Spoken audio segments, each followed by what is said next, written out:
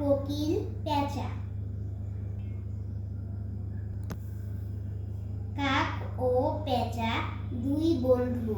পেঁচার অনেক দিন থেকে অসুখ, টাকা পয়সাও নেই, কবিরাজ দেখাতে পারে না। কাক কোকিল কবিরাজের কাছে যায়, বলে, কোকিল আপা, পেঁচার অসুখ ভালো করে দাও। কোকিল বলে, পয়সা আনো। কাক বলে, আগে ঔষধ দাও, পরে পয়সা দেব। কোকিল কবিরাজের ঔষধে পেঁচার অসুখ ভালো হয়। কাক কোকিল কেউ আর পেঁচাকে খুঁজে পায় না।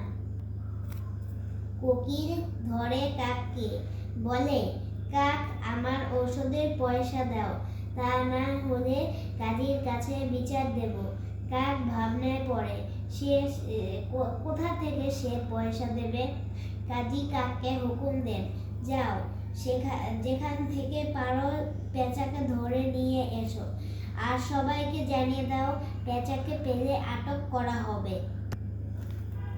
কাক সারাদিন পেঁচাকে খুঁজে বেড়ায়, কিন্তু কোথাও তাকে খুঁজে পায় না। তার ভয় হয়, কি জানি কাজী তাকে কি সাজা দেন।